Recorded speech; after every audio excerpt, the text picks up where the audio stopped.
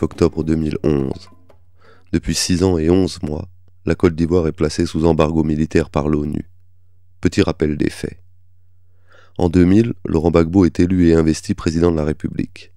Septembre 2002, tentative de coup d'État, assassinat du ministre de l'Intérieur, émergence d'une rébellion au nord que la France, de fait, aide à s'installer et à occuper 60% du territoire en empêchant les forces légales ivoiriennes de les pourchasser.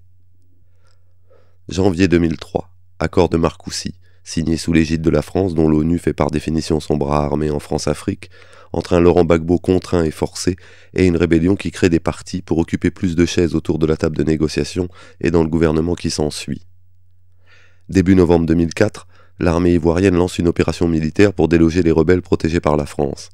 Intoxiquée par des faux renseignements et employant 2 barbouzes d'Europe de l'Est recrutés par un Montoya plus près des services français que du Seigneur, elle bombarde par erreur un bâtiment dans lequel se trouvent des soldats français à Bouaké.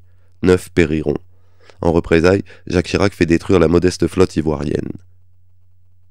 L'armée française, sous prétexte de protéger les ressortissants hexagonaux, se lance dans une série d'actions de force.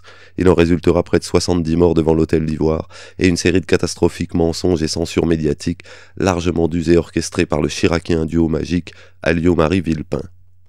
15 novembre 2004, résolution de l'ONU, bras diplomatique de la France devant la communauté internationale, au terme de laquelle, relativement aux achats d'armement, la Côte d'Ivoire est placée sous embargo. Aurait-on voulu empêcher l'armée ivoirienne régulière, légale et légitime de ramener l'ordre en Côte d'Ivoire qu'on ne s'y serait pas pris autrement. Parenthèse. C'est sans doute à cause de cet embargo qu'à l'aube de la présidentielle de 2010 et de l'aveu même du représentant du secrétaire général de l'ONU, M. Choi, l'armée régulière ivoirienne est bien moins équipée qu'une rébellion que l'ONU s'était pourtant engagée à désarmer. À partir de 2005, la crise ivoirienne se décline plus politico-diplomatiquement.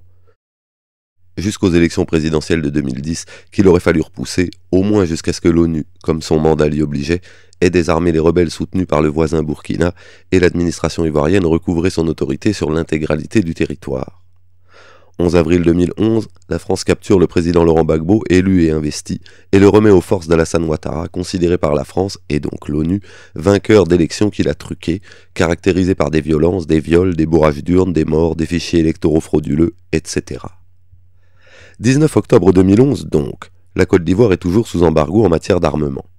Parenthèse numéro 2, à la même époque, les autorités françaises et ivoiriennes rivalisent d'éloges et d'encouragement envers le processus de réconciliation faussement initié par Ouattara, mais sur le site du ministère français des Affaires étrangères, il est recommandé d'éviter de se rendre en Côte d'Ivoire. Preuve s'il en est que Paris sait dans quel état l'incapable et amoral Ouattara est en train de mettre le pays.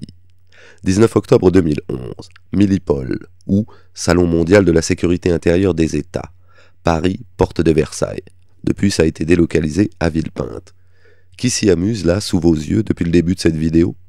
Ahmed Bakayoko, ci-devant proche, très proche, du couple Ouattara, ex-improbable homme d'affaires, surnommé le loupard par la rue abidjanaise, noceur invétéré, narcissique maladif qui pose en maillot de corps, très près du corps, sur son site internet, site sur lequel, contre toutes les lois, il met en ligne des vidéos rocambolesques un peu débiles, relevant de la sécurité intérieure, avant même de les faire diffuser à la radio-télévision ivoirienne.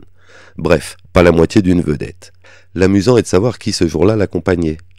Eh oui, Claude Guéant, dit le veuf joyeux, l'amateur de la fonction publique devenu un professionnel de l'art, comme on sait depuis que la presse française, à défaut d'enquêter, se décide à simplement s'interroger. En 2011, le ministre de l'Intérieur français Claude Guéant accueillait et souhaitait la bienvenue au Millipol à un autre ministre de l'Intérieur, Ahmed Bakayoko, issu lui d'un pays sous embargo militaire depuis 7 ans. Post-scriptum, j'en ai une bonne pour finir. Vous savez où en 2014 se tiendra un Millipol? Au Qatar. Non, si madame.